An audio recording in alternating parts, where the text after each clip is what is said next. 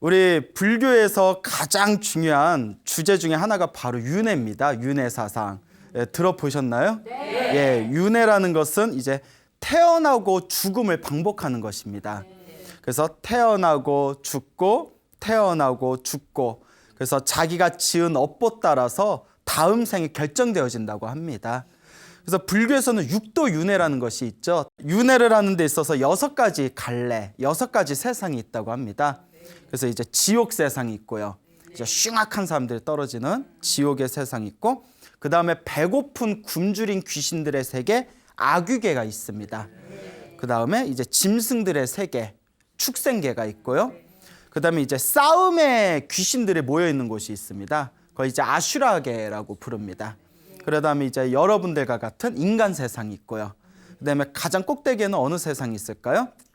예, 천상의 세계가 있죠. 이렇게 육도윤회, 지옥, 아기, 축생, 아슈라, 인간, 천상, 이 6가지의 세상을 내가 지은 업보 따라서 태어난다고 합니다.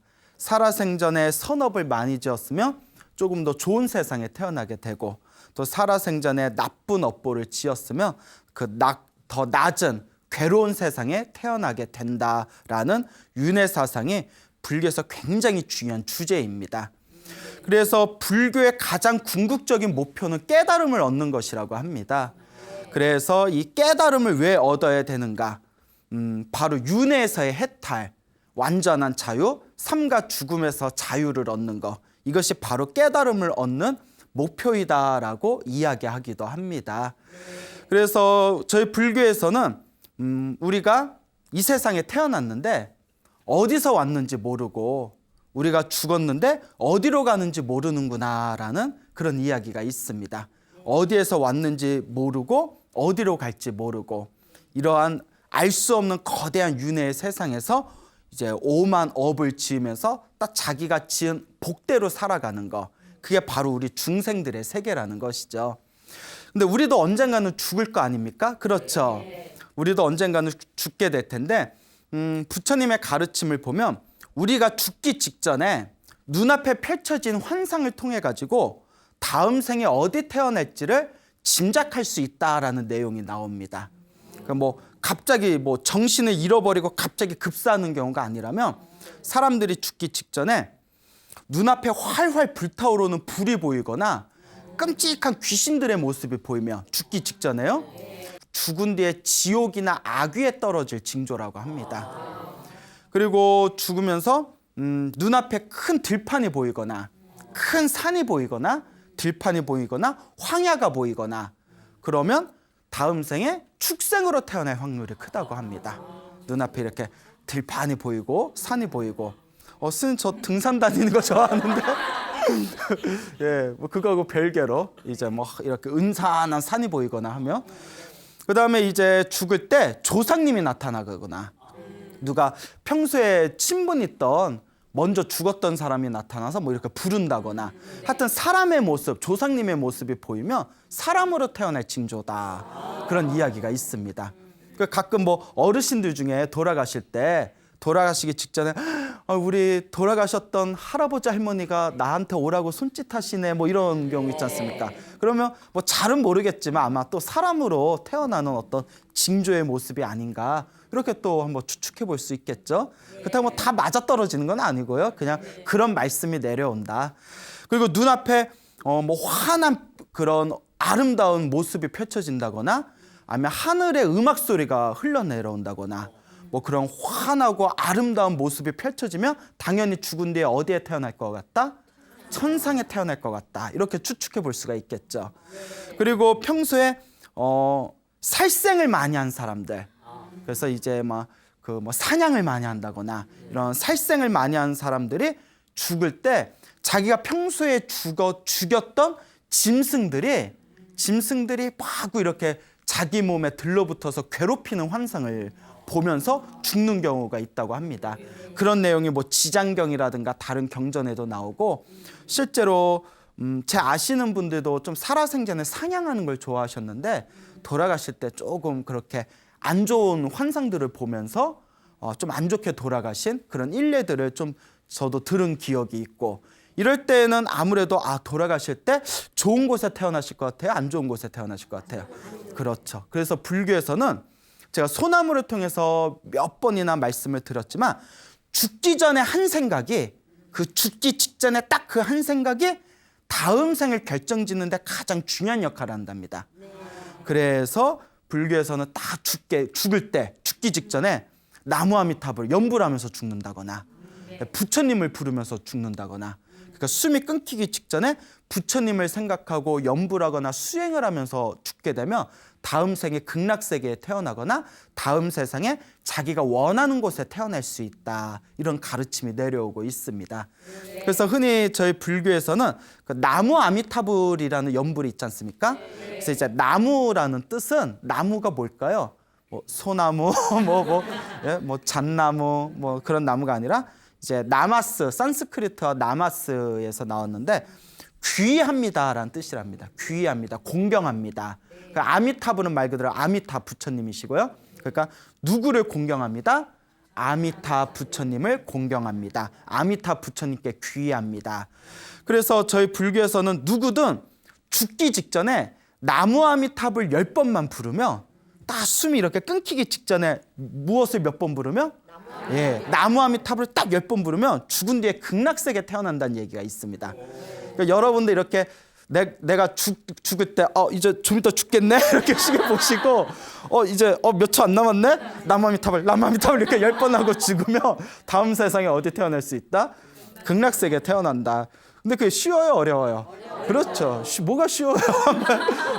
죽기 직전에 내가 언제 죽을 줄 알고 또 여러분 감기 몸살 엄청 심하게 걸려서 들어 누웠을 때 나무 아미타불 연불해 보세요. 잘 안 돼요.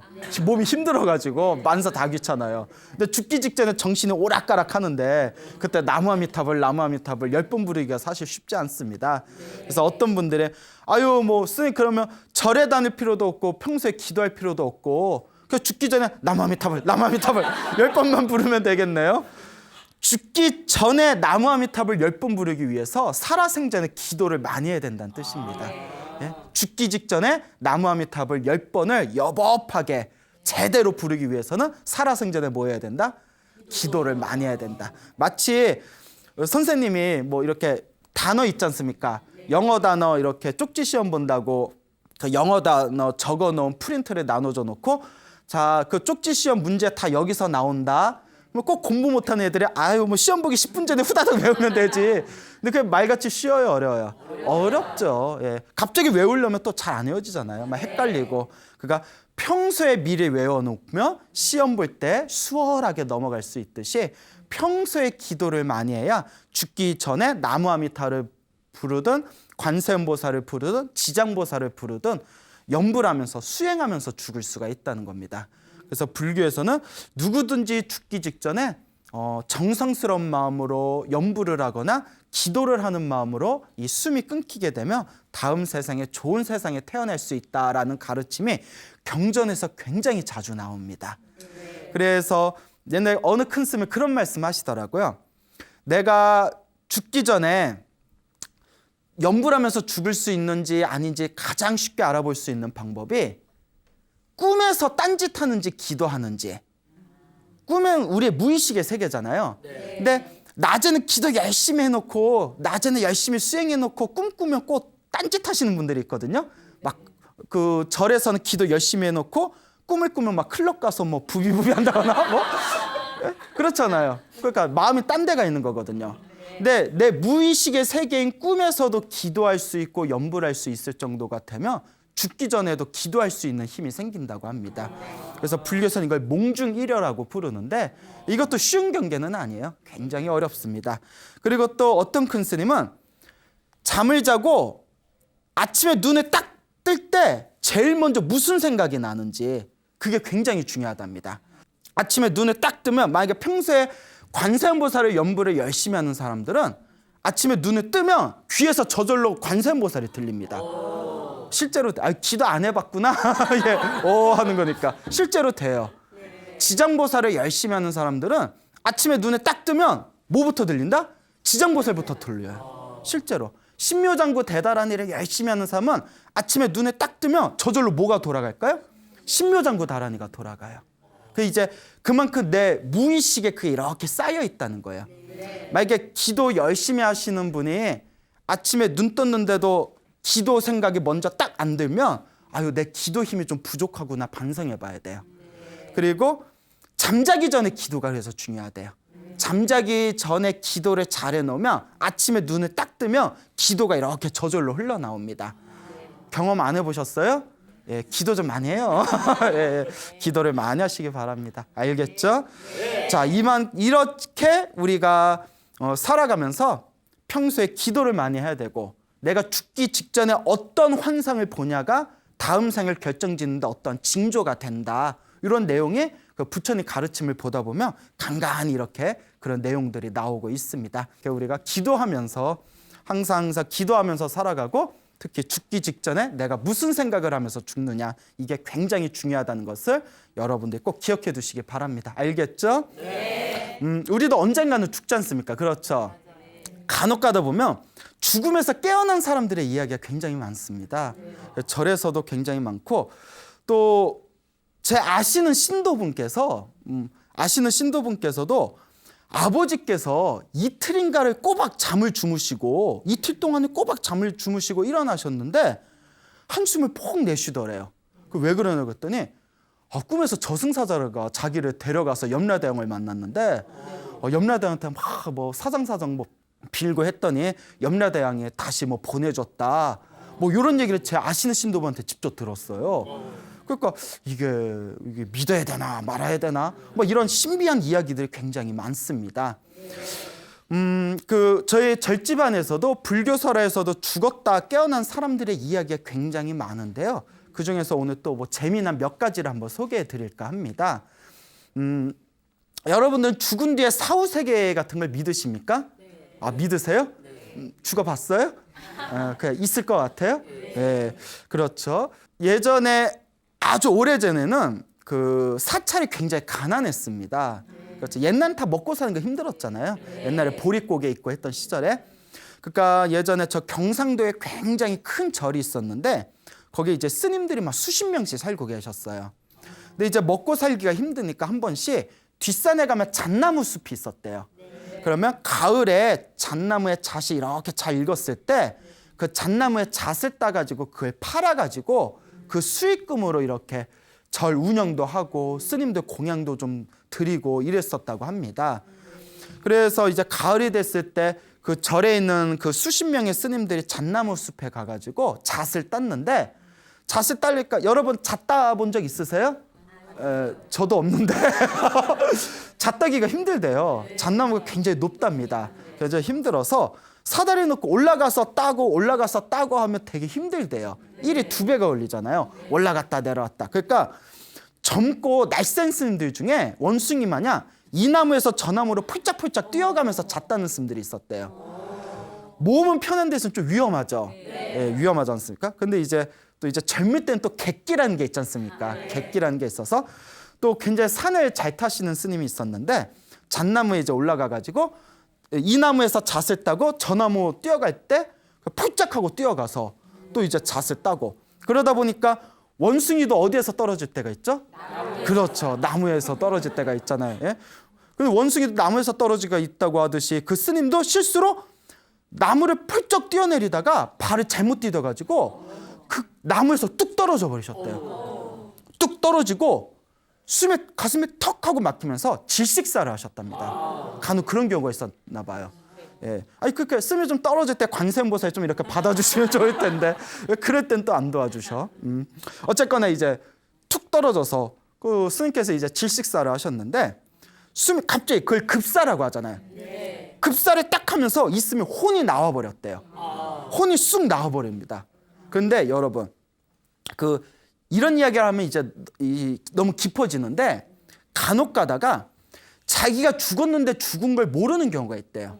우리가 그 혼을 불교에서 영가라고 부르는데 이 영가가 자기가 죽었는데 죽은 줄 모르니까 거기에 계속 헤매고 있는 거예요. 그 죽은 데를 자기가 죽은 줄 모르고 헤매고 있는 그걸 이제 지방령이라고 부른다고 합니다. 땅에 묶여 있는 영가 뭐 이런 식으로 그런 내용들이 이제 나오는데요. 그러니까 괜히 뭐 교통사고 많이 난데 더 많이 난다든가 뭐 이런 뭐 있잖아요. 뭐 사람 많이 빠져 죽은데 또 더 많이 빠져 죽는다든가 뭐 사람 많이 빠져 죽은 데에서 학생이 그 죽을 뻔하다가 살아나왔는데 어떻게 된 거 했더니 누가 물속에서 누가 자기를 끌어당겼어요 뭐 이런 얘기. 갑자기 분위기 이상해지네요. 예, 갑자기 심령 이야기가 돼버렸네. 하여튼 스님이 떨어져서 질식사를 하셨는데 그 스님 혼이 나와버렸는데 그 스님이 이제 자기가 죽었는지도 이제 잘 몰랐나 봐요. 그때 무슨 생각을 하냐면 왜 이렇게 배가 고프지? 이런 생각이 들어요. 왜 이렇게 배가 고프지? 갑자기 엄마 보고 싶다 하는 순간 멀리 있는 엄마 집에 자기가 뿅 하고 갔답니다. 이제 혼이니까 혼이 이제 자기가 생각한 곳에 이렇게 쓱 가는 거예요. 우리처럼 뭐 걸어가겠어요? 하면 뭐 콜택시를 부르겠어요? 그 이 스님이 엄마 보고 싶다 배고프다 하는 순간 딱 정신이 차려봤더니 자기가 집에 있는데 내가 어떻게 여기 왔지? 이러고 있다가 저기서 자기 누님께서 이렇게 이제 일을 하고 있더래요.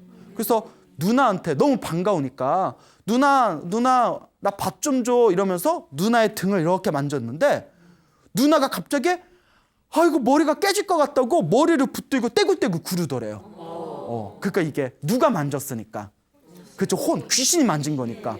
그래서 밥 좀 줘 하고 하니까 누나가 머리가 아프다고 막 머리를 붙들고 떼굴떼굴 굴러다니니까 엄마가 놀래가지고 얘야 왜 그러냐 얘야 왜 그러냐. 그러니까 스님 아들 혼이 온 건 아무도 모르는 거잖아요. 왜 이러냐 하니까 근데 그거 아세요? 저는 모르겠는데 저 옛날 분들이 집안에 뭐 누가 갑자기 막 아프다거나 이유를 알 수 없는 뭐 어떤 병이 있거나 하면 아이고 지나가는 개귀가 들렸나 보다 해가지고 뭐 바가지에다가 막 이렇게 박 같은 거 풀어서 위에다 칼 올려놓고 있죠 그런 거. 그 요 어머님이 야 이거 그 개귀가 왔나 보다 또 이런 거예요. 그러니까 이제 촉이 빠르시죠. 그러더니 그 바가지에다가 된장이랑 보리밥이랑 나물이랑 이렇게 풀어가지고 밖에서 그 대문에서 식칼을 들고 막 휘두르면서 에이 개귀야 물러가라 하고 막 칼을 휘둘렀대요. 그 효과가 있나 봐. 그 스님 혼이 깜짝 놀라서 아이고 그 밥 한 번 얻어 먹으러 왔는데 되게 그러네 이런 생각이 들더래요. 예? 그 스님이 아니 그 밥 한 번 얻어 먹으러 오랜만에 집에 왔는데 참 너무하시네 그래요. 그러니까 자기가 죽은 걸 모르나 봐요. 이 이야기만 놓고 보면. 그래서 요 스님께서 그래 명색이 스님이 뭐하러 머리 깎고 속가집에 뭐하러 왔냐. 중이니까 절로 가야지 하고 이제 당신이 살던 절로 이제 다시 돌아갑니다. 이제 절 앞으로 뿅 하고 이제 나타났어요. 이제 절에 들어가려고 하는데 절에 들어가는데 곧 절로 들어가는 이렇게 길에 숲길에 앞에 웬 화려한 옷을 입은 남녀가 막 노래를 부르고 막 춤을 추면서 놀고 있더래요. 남녀가 화려한 옷을 입은 남녀가. 그래서 아니 여기 코앞에 절이 있는데 왜 절에서 왜 이러고 있어? 하고 스님이 지나가려는데 웬 여자가 그 스님을 딱 붙었더니 스님 우리랑 같이 놀아요 막 이러더래요. 그래서 놀까 하다가 뭐 인생 젊어서 놀아야지 그러다가 순간 내가 누군데 스님인데 그래서 아유 내가 스님인데 어떻게 이렇게 춤추고 노래 부르면서 놀 수 있겠냐고 나 노라고 나 절에 들어가야 된다.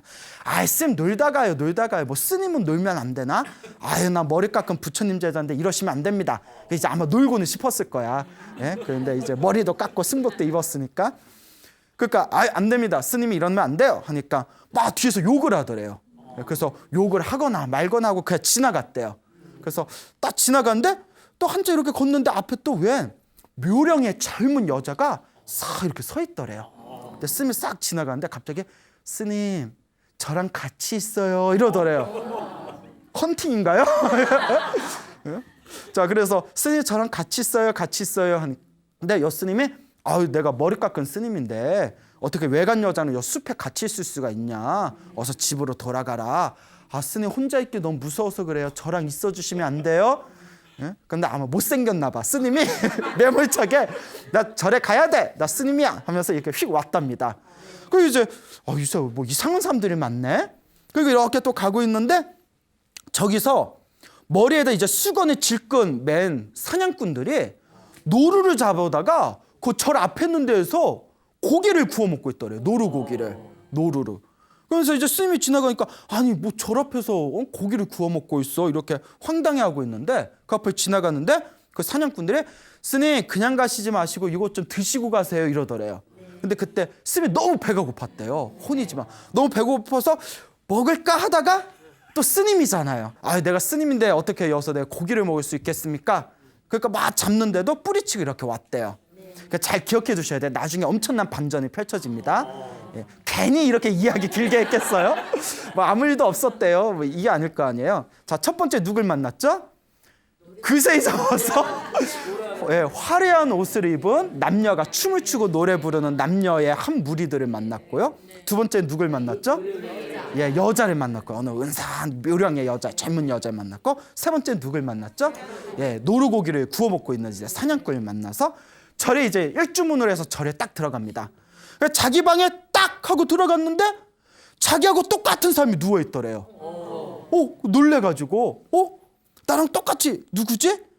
그 이때 이제 막장 들어가면 막 이제 음악이 짱짱짱 펼쳐지면서 뭐 출생의 비밀 뭐 이래서 몰래 숨겨둔 쌍둥이인가 이럴 수도 있는데 하여튼 자기가 똑같은 이제 사람이 누워 있으니까 뭐지 하고 발로 툭툭 치는 순간 자기 몸이 그 혼이 그 몸으로 쏙 들어가면서 훌럭거리면서 정신이 딱 깬 거예요. 정신이 딱 깨고 벌떡 일어나 보니까 앞에 아까 봤던 엄마하고 누나가 엉엉 울고 있고 막 스님들이 이렇게 앉아가지고 독경하고 있는 거예요.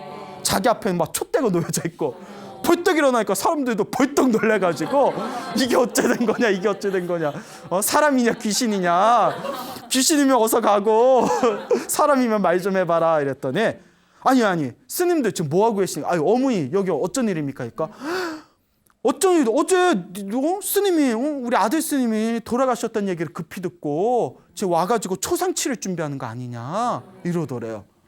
너무 놀래가지고 스님들도 놀라고 엄마하고 누나도 놀라고 거기 죽었다 살아난 스님들도 놀라고 놀래서 놀래가지고 서로 이렇게 이제 쳐다보고 있다가 마음에 짚히는 게 있는 거예요. 스님이 어머니 그럼 어제 혹시 누님이 막 아프다고 하지 않았습니까?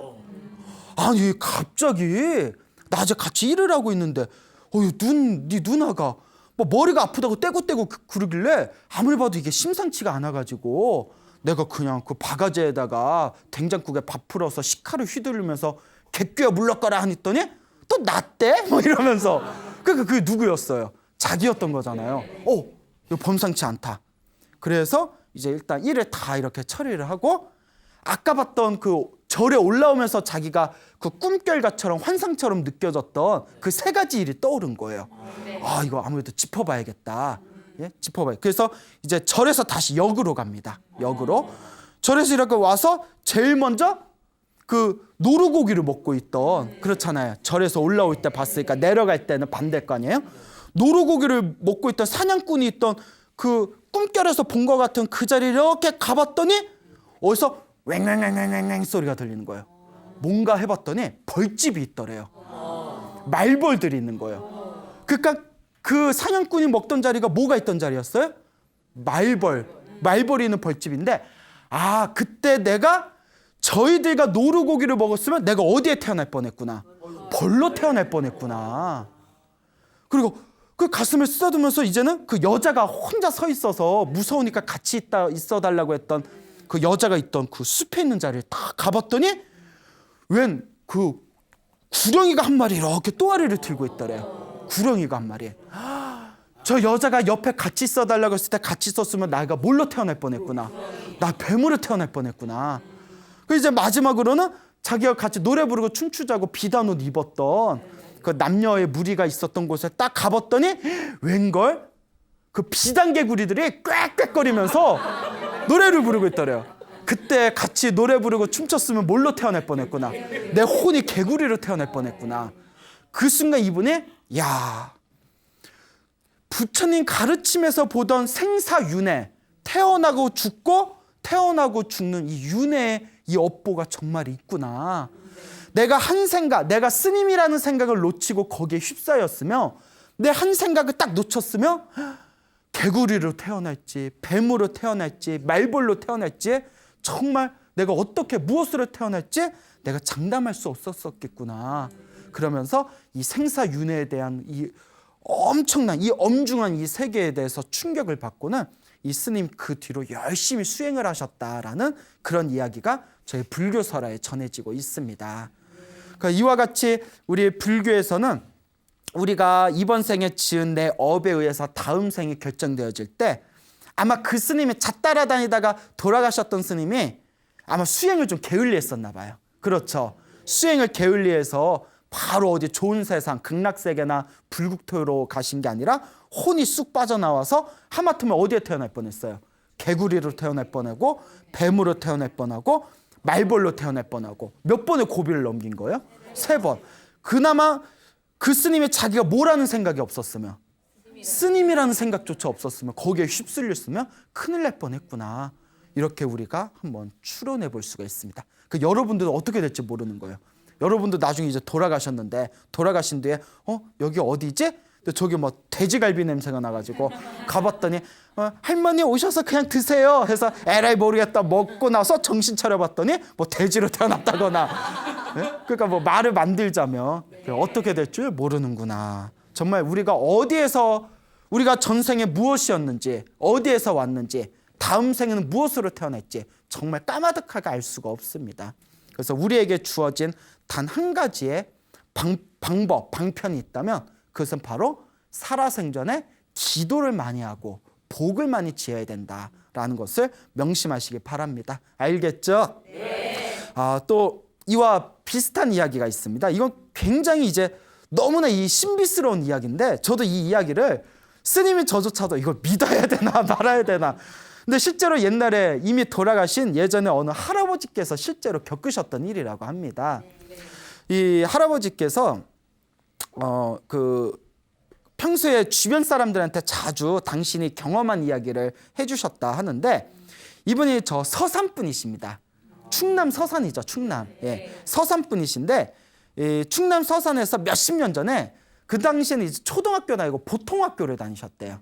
이제 보통학교를 다니셨을 때 그분께서 10여 세, 10살이었을 때 이제 아주 어렸을 때죠. 지금으로 치면 초등학교 3학년인가요? 10살이면? 지금으로 치면 초등학교 3학년이었을 그 어린 나이에 학교에서 이제 소풍을 갔답니다. 어디로 갔냐면 저기 천장암이라고 아세요? 천장암? 네, 천장암이라는 곳에 이제 저기 소풍을 갔다고 합니다. 좀 나중에 찾아보고 한번 가보세요. 예, 굉장히 좋아요. 예, 좋아요. 그래서 하늘이 숨겼다 해서 천장, 하늘 첫자에 이렇게 숨을 장자. 그래서 그 천장암이라는 곳에 이렇게 소풍을 갔는데 천장암에 가서 이제 막 애들이 소풍이니까 막 이제 직국에 놓을 거 아니에요. 그러니까 학교 선생님이 너 절에 왔으니까 떠들지 말아라, 꼭 꺾지 말아라, 법당 들어와서 잠자지 말아라 막 이러면서 막 이렇게 훈계를 하고 계셨대요. 근데 애들 때는 순수하잖아요. 그렇죠? 애기 때는 얼마나 순수해요.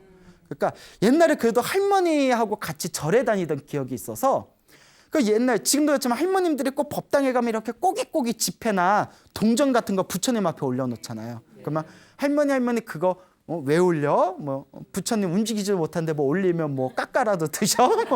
그거 왜 올려? 이러면 이제 할머니가 이제 손주가 귀여우니까 만약에 갑자기 죽을 때가 될 때 이렇게 미리 살아있을 때 이런 거 부처님한테 올려놓으면 부처님이 도와주신다? 이런 거예요.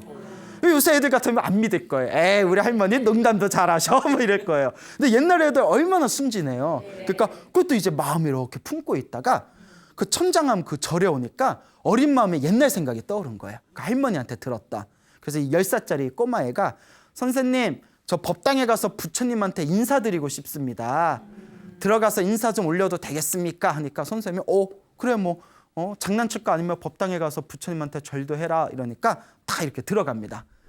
그래서 그 고사리 같은 손으로 이렇게 뒤적뒤적 주머니에서 자기가 몰래 저기 사탕 사 먹으려고 눈깔 사탕 사 먹으려고 딱 이렇게 쟁겨놓은 동전 선잎을 이렇게 꺼내는 겁니다. 동전 셋잎을 껐는데 앞에 부처님 앞에 딱 동전 셋잎을 올려놨대요. 이 아이가. 그 부처님 앞에서 다 할머니가 하던 대로 이렇게 손을 팍 모으면서 고사리 같은 손을 탁 모으면서 뭐라고 하냐면 부처님 제가 갑자기 죽게 되면 저 좀 살려주시오 이랬대요. 아니 뭐 그거 나온 대로 말씀드린 거예요. 저 죽게 되면 부처님이 나 살려주시오 이제 뇌물이죠, 완전 뇌물. 근데 아이 때는 얼마나 순진해요. 그 순수함이 아마 통했나 봐요. 그래서 이렇게 동전 세님을 올려놓고, 그리고 집에 와서 까마득하게 잊어먹었대요. 까마득하게 잊어먹었는데, 옛날 분이시니까 15살에 결혼을 하셨답니다. 완전 옛날에 뭐 일제시대 때였나 봐요. 그래서 15살에 결혼을 하시고 17살이 됐을 때 이렇게 집에서 조금 멀리 떨어져 있는 시장을 갔답니다. 시장에 가서 이렇게 큰 장에 가가지고 장 좀 보다가 오는 길에 이렇게 좀 배고파서 떡을 이렇게 주워 먹었대요. 떡을 이렇게 급하게 먹었는데 그 급체가 돼가지고 집에 와서 쓰러져 버렸대요. 집에 와서 쓰러져서 결국은 이렇게 숨이 끊겼답니다. 숨이 이렇게 끊겼는데, 숨이 끊겨가지고 이제 집에서 난리가 난 거잖아요. 이제 결혼한 지 이제 신혼인 17살짜리 한참 젊은 신랑이 죽어버렸어요. 집에서 이제 초상 치를 준비를 하고 있는데 여기서 얘 그렇게 죽었대요 하면 안 되겠죠. 누가 깨어났다? 예, 그 17살 된 그분이 이제 벌떡하고, 급체했던 분이, 숨이 끊겼던 분이 벌떡하고 깨어난 거예요. 그리고 한숨을 에휴 하고 폭 내쉬더래요. 그 집에서 난리가 난 거죠. 뭐 어떻게 된 거냐, 이게 웬일이냐 막 이랬는데, 이제 숨이 이제 한숨 돌아간 뒤에 이제 집안 식구들 모아놓고 이런 이야기를 하는 거예요. 내가 떡을 먹고 너무나 내가 답답해서 집에 와서 이렇게 쓰러져 가지고 있다가 꿈을 꿨는데 꿈에 저승사자 3명이 찾아왔다. 그러니까 저승사자 찾아왔을 때가 숨이 끊긴 거예요. 저승사자가 3명이 쑥 이렇게 찾아오더니 꿈에서 자, 갈 때 됐으니 가자 하고 자기를 끌더래요. 너무 놀라가지고 난 못 갑니다, 난 못 갑니다 하고 막 버티니까 야, 안 되겠다, 쳐라 해그니까 저승사자가, 내용도 엄청 디테일해요, 품에서 이렇게 망치 하나를 꺼내더니 머리를 빡 하고 찍더래요. 머리를 맞아가지고 이렇게 막 쓰러져 버리니까 머리를 맞아, 그 꿈인데도 너무 아프더래요. 자기를 여기 용을 쓰니까 꽁꽁 묶어라 해가지고 자기를 이렇게 결박, 온몸을 밧줄로 다 묶었답니다. 온몸을 밧줄로 묶어가지고 이렇게 끌고 가는데, 이제 자, 저승으로 가자 하는 순간 저승사자가 3명이었잖아요. 그중에 누가 하나가 안 된다, 이 사람은 청장함에 명부가 있다, 청장하면서 명부를 꺼내와야 된다 이러는 거예요. 명부가 이제 죽은 사람 그 기록되어 있는 그 서류를 명부라고 해요. 그 청장하는 순간 여러분 이렇게 뭔가 딱 느낌이 오셨죠. 그래서 이제 야, 청장하면서 명부를 가져와야 되니까 명부부터 꺼내가자. 그리고 그 밧줄에 묶어 있는 그 사람을 끌고 순식간에 뿅 하는 순간 청장함에 왔대요. 그 저승사자가 이제 밧줄에 있는 사람을 싹 이렇게 들고 법당 안에 쓱 들어갔답니다. 법당 안에 싹 들어가는 순간 그 기세 등등하던 저승사자들이 덜덜덜덜 떨더래요. 부처님이 이제 도량이니까. 그리고 그 사람이 이제 성이 김씨였어요. 김아무개 명부 좀 가지러 왔습니다 하는데 갑자기 법당에 앉아 계시던 부처님 불상이 눈이 번쩍하고 뜨이더니 말을 하시더래요. 무슨 판타지 소설도 아니고. 예? 그래, 무슨 일 때문에 그러냐 이러더래요, 부처님이. 이게 다 꿈에서 본 거예요, 꿈에서. 그 저승사자 셋이서 이 사람을, 이 아무개를 데려가야 되는데 여기에 명부가 있다 합니다. 명부를 좀 주십시오 하니까 부처님께서 싹 웃으시면서 그 아이는 그냥 두도록 하여라 이러더래요. 그 아이는 그냥 내버려둬라. 그 저승사자가 뭐 어쩔 줄 몰라서 안 되는데 못해요, 안 돼, 뭐 염라대왕한테 혼나는데. 근데 자, 이 세상은 결국 빽이잖아요. 부처님 빽이 높아요, 염라대왕 빽이 높아요? 부처님 빽이 높잖아요. 그 부처님께서 그 아이는 그냥 내버려 두거라라는 말에 이제 저승사자가 싹 사라졌답니다. 저승사자가 싹 사라지고 이제 밧줄이 싹 풀리더래요, 꿈에서. 그러면서 부처님 감사합니다 하면서 환하게 미소 짓고 있는 부처님한테 다가가려고 발을 딱 내딛는 순간 법당 밑에 마루장이 우지끈 하고 무너지더래요. 우지끈 하는 순간 눈이 번쩍 뜨인 거예요. 그 놀래가지고 온몸에 땀이 푹 젖어서 사람들이 그 얘기를 하는데 무릎이 자꾸 욱신거리더랍니다.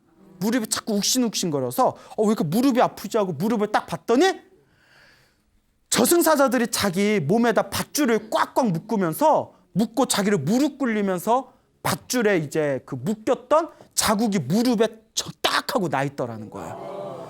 근데 그게 신기한 게 그분께서 나중에 연세가 70살에 세상을 떠나셨는데 70살에 세상을 떠날 때까지 그 무릎에 밧줄 자국, 멍자국이 계속 남아있더랍니다. 역시 저승의 밧줄은 되게 센가 봐요, 이렇게. 그래서 이 할아버지께서, 이 김씨성을 가진 서산에 사시던 이 할아버지께서 항상 살아생전에 사람들한테 자기 무릎에, 사람들이 안 믿을까 봐 무릎 자국의 그 멍자국을 항상 보여주면서 내가 직접 겪었던 일이다라는 그런 이야기가 지금까지 전해지고 있답니다. 믿습니까, 여러분? 예. 자, 이와 같이 우리가 살아가면서 부처님께 공덕을 짓는다는 것은 알게 모르게 언젠가 그 복을 누가 받는다? 내가 받는다라는 확신이 있으셔야 됩니다. 물론 그렇다고 뭐 우리가 다 오늘 이 이야기 듣고 동전 세입이니까 100원짜리 3개 넣으면 되나? 법당에 가서 동전 3개 넣고 부처님 나 3개 놨어? 나 도와주셔야 돼요? 뭐 이런다고 부처님이 정말 다 도와주실런지는 저도 솔직히 잘 모르겠습니다만은 이 이야기의 교훈은 일단 가장 중요한 거는 내가 지은 복과 부처님을 향한 순수한 그 10살짜리 어린아이가 얼마나 순수했겠어요. 그 10살짜리 아이의 그 순수한 마음은 반드시 선업으로서 복력으로서 내가 지은 공덕의 힘으로써 돌려받게 된다라는 그것을 교훈으로 삼아야 되지 않을까 생각이 됩니다. 그렇죠, 여러분? 네. 그러니까 여러분들께서도 항상 기도하시고 또 복을 짓는 그런 삶을 살아가시길 바랍니다. 갑자기 저승사자가 찾아왔을 때 지어놓은 복도 없고 해놓은 기도도 없을 때 저승사자가 가자 했을 때는 더 이상 내가 그때는 후회하면서 복을 짓고 기도하려고 해도 늦어버린 겁니다. 그러니까 저승사자가 찾아오기 전에 염라대왕을 만나기 전에 미리미리 우리의 공덕을 닦아놔야 되지 않겠냐라는 것을 명심하시기 바랍니다. 알겠죠? 네. 이와 비슷한 얘기가 있습니다. 오래전 일인데 그 경북 점촌에서 있었던 일이라고 합니다. 점촌 아세요? 고향이세요? 그러네. 더 익숙하시겠네요. 그 경북의 점촌이라는 이렇게 그런 도시가 있는데요. 그 경북 점촌에 임시성을 가진 여인네가 있었다고 합니다. 근데 그 집안이 오랫동안 그 불교 집안이었대요. 아주 불교 집안이었고 특히 지장보살을 오랫동안 신앙했다고 합니다. 그래서 그 지장보살을 열심히 믿던 그런 집안의 그 여인네였는데 근데 이분은 처음엔 그렇게 불심이 없었답니다. 원래 불심이 없었고 집안에서 열심히 절에 다니니까 그래도 이제 자기도 이렇게 부처님에 대한 그런 불심은 없었지만 뭐 그래도 절에 가서 부처님한테 절 올리거나 뭐 1년에 한 번 연등은 올린다거나 뭐 지장보살님이란 분이 계시다 뭐 요 정도까지는 뭐 알고 있는 그런 평범한 불자였는데 이분께서 심한 기관지염에 걸리셨대요. 그래서 급성 기관지염에 걸리시게 됐는데 어느 날 이 기관지염이 너무 심해져서 막 호흡곤란이 일어나가지고 응급실에 실려가게 됩니다. 응급실에 싹 실려갔다가 응급실에서 이제 치료를 받다가 이제 거의 기절하다시피 이렇게 이제 쓰러져가지고 꿈을 꿨답니다. 이상한 꿈을 꿨는데 꿈에 시커먼 저승사자가 또 나타났더래요. 저승사자가 싹 나타나더니 자기 이렇게 부르더래요. 자기 이렇게 불러서 이렇게 가봤더니 벌써 남자 하나 여자 하나가 또 이렇게 서 있더래요. 그래서 남자하고 여자하고 자기 이렇게 셋이서 이렇게 부르더니 저기 김천으로 가더랍니다. 여러분 김천 아시죠? 예, 그래서 이렇게 김천으로 가더니 김천에 자기가 저기 친하게 지내는 자기 친동생, 여동생 집에 이렇게 가더랍니다. 여동생 집에 이렇게 가더니 몇 년 동안 안 가봤던 여동생 집에 이렇게 가서 여동생 집 앞에 개집이 하나 있었대요. 개집에 있는데 자기까지 포함해서 남자 하나 여자 하나 임시성을 가진 여인네 자기가 이렇게 셋이서 개집 앞에 서 있는데 자 차례대로 들어가라 이러더래요. 꿈에서 개집에. 그래서 얘 하고 남자가 이렇게 쓱 들어가더래요. 그것도 여자가 하나 또 쓱 들어가더래요. 그 임여인이 왜 개집에 들어가라 그래? 자 그렇게 생각이 들어서 나 안 들어갈래요 이랬대요. 꿈에서 저승사자한테 저 안 들어갈래요 했더니 저승사자가 막 이렇게 노려보면서 들어가야 된다 들어가라 이러는 거예요. 그거 너무 무서워서 그때 무슨 생각이 드냐면 그래도 어렸을 때 엄마하고 절에 다니던 기억이 있잖아요. 그러니까 어머니가 항상 지장보살을 연불 하던 게 기억난 거예요. 그러면서 지장보살을 열심히 연불하면 지장보살님이 항상 도와주신다. 그게 또 어렸을 때부터 들었던 게 있잖아요. 그 서당계 3년이면 풍어를 입는다고. 자기도 꿈에서 자 안 들어갈래요 하면서 너무 무서워가지고 자기도 모르게 지장보살 계속 지장보살 외웠대요. 지장보살. 그러니까 저승사자가 그래 지장을 찢어라 뭐 이랬을까요?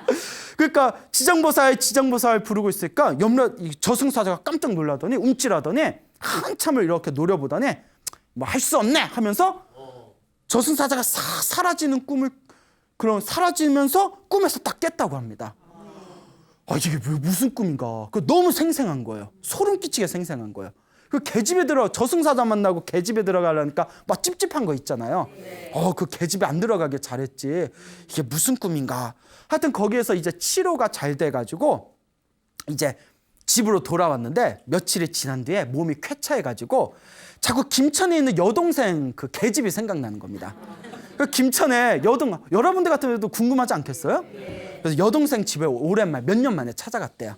이렇게 계집을 이렇게 보면서 얘야 너 요 며칠 전에 혹시 걔한테 무슨 일이 없었니? 언니 우리 집 개 새끼 낳았어 이러는 거예요. 깜짝 놀라서 새끼 누구 낳니? 수컷 하나랑 암컷 둘을 낳았는데 3마리를 낳았는데 한 마리가 낳자마자 죽었어. 아우 불쌍해 죽겠어 이러는 거예요. 순간 소름이 꽉 끼치면서 그때 들어갔으면 뭐가 됐을 뻔했다. 그때 내가 병원에서 응급실에서 숨이 끊기고 개로 태어날 뻔했구나. 그때 내가 지장보살을 열심히 외워서 그때 저승사자가 날 개집으로 억지로 못 넣은 거였구나 하면서 정말 그때부터 온몸에 불심이 확 싹트면서 그때부터는 인과 응보와 윤회를 믿고 열심히 수행하는 불자가 되었다라는 이야기가 전해지고 있습니다. 여러분 비록 그냥 뭐 전설의 고향 같은 얘기지만 이런 얘기 들으니까 그래도 등짝이 이렇게 소름이 쫙 끼치지 않습니까? 그러니까 살아생전에 열심히 기도하고 복을 지으시기 바랍니다. 인과 응보와 윤회는 분명히 있습니다. 알겠죠? 네. 여러분 행복해지고 싶습니까? 네. 행복한 삶을 창조하고 싶습니까? 네. 복을 지으십시오. 선업을 지으십시오. 공덕을 쌓으십시오. 복과 선업과 공덕의 힘이 여러분들을 진정한 행복의 길로 이끌어 줄 것입니다. 여기서 마치겠습니다. 소중한 나 무한 행복